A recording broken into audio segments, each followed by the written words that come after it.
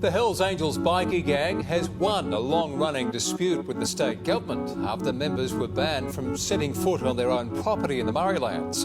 A bikie compound in the Murraylands is tonight back in the hands of the Hells Angels after a massive legal battle in the High Court.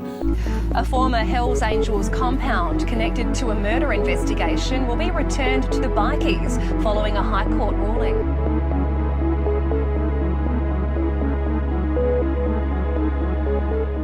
Two senior members of the notorious Hells Angels Motorcycle Club have won a High Court appeal to seize back control of a rural property in South Australia.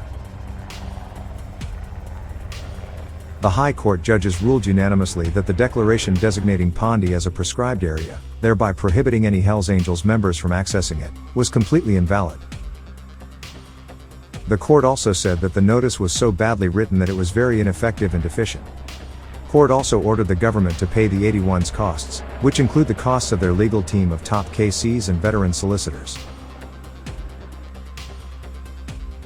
The property in question is a 15-hectare property on Kenny Road, the site of an annual sand drag racing and music event hosted by the Hells Angels Motorcycle Club.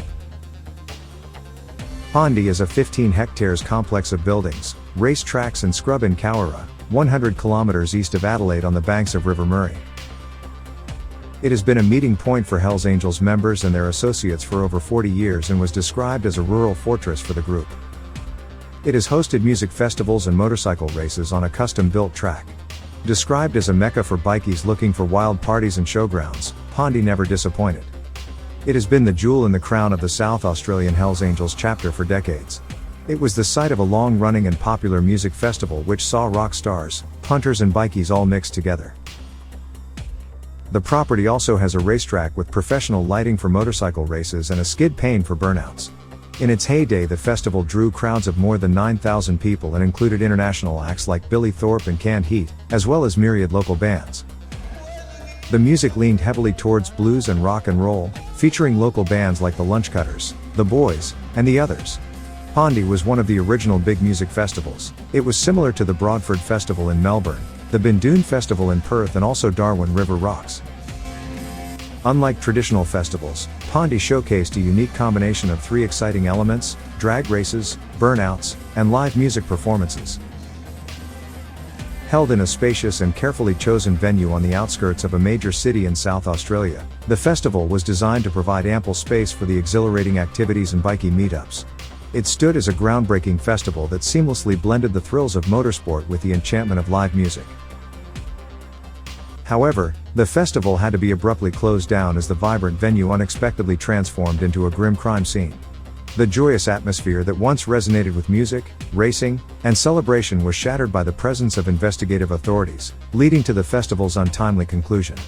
The story starts in September 2019, when a team of police's major crime investigation branch started their search at the property in relation to 4 brutal murders. Officers were looking for a vehicle and guns connected with the deaths of Mark Boyce in 2017, and Graham Nixon, Sinibaldo Palombi and Hubert Western in 1999. The search was extensive and continued for several days. Police used ground-penetrating radars, excavators, mounted officers and sniffer dogs for this deep search. Boyce had died after being assaulted by 3 men in Elizabeth South, while Nixon, Palombi and Western were members of the Rebels Motorcycle Club who were shot outside their clubrooms on Wright Street, in Adelaide city centre. 2 Hells Angels were arrested over the deaths, but the charges were later withdrawn after members of the Rebels refused to cooperate with the investigation. Just as officers prepared to call an end to the search, they found a Toyota Echo they believed was used by 3 men who murdered Mark Boyce. The car was buried deep beneath the sand and burned out. They also found a shotgun and a rifle, ammunition, a number of stolen vehicles, and plastic tubings they believed had been used to store the murder weapons buried beneath the sand. In response to the discovery of illegal activities or criminal involvement at Ponde, the government initiated an audacious bid to have the property surrendered to the Crown, treating it as an instrument of crime. Subsequently, the government made an application to seize the property as a criminal asset. By attempting to seize the area as a criminal asset, the government aimed to take control of the property and disrupt any potential criminal operations linked to it. However, after months of legal wrangling, the application was withdrawn and the state agreed to pay the legal costs for the Hells Angels, which included the work of top civil barrister Jonathan Wells KC. This was the first defeat for the authorities. Next year in 2020, government made more legal moves, and declared Ponde a prescribed place. A prescribed place typically refers to a location or region designated by the government or relevant authorities where certain individuals or groups are restricted or prohibited from entering or operating. The designation of a prescribed place is often done as part of efforts to address security concerns, prevent criminal activities, or maintain public order. Ponde was declared a prescribed place, meaning that the members of the Hells Angels, a declared criminal organization of the state, could not visit their own property, making it off-limits to any members of the club.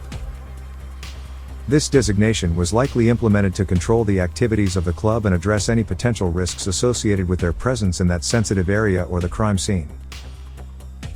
This move was appealed by the Angels in the Supreme Court, but did not stand and was thrown out. Following their unsuccessful attempt in the Supreme Court, the Hells Angels turned to the High Court. They filed an appeal challenging the decision regarding the Ponde property. Disorganized Developments Limited, a company and the registered owner of the property, led the appeal as the primary appellant, while Hells Angels members and directors, Peter Stacy and Stephen Taylor, were additional appellants in the case. The High Court of Australia ruled on Wednesday, the 2nd of August 2023, that the Murraylands property was invalidly prescribed by the state government and the owners were denied procedural fairness. The court said that procedural fairness would require the government to give reasonable notice to the property owner and provide them with an opportunity to respond. This made the score 2-0 to the Angels. Grid Sparta has obtained a copy of this 37-page judgment and is attached in the description of this video. It is free for anyone to download and have a read. After the judgment, South Australia's Attorney General Kayam Mayer said the state government has written to the Hells Angels within hours of the High Court's decision and has given them 3 weeks to put forward their views. Mayer said the government will look at whether it needed to change legislation when Parliament returns.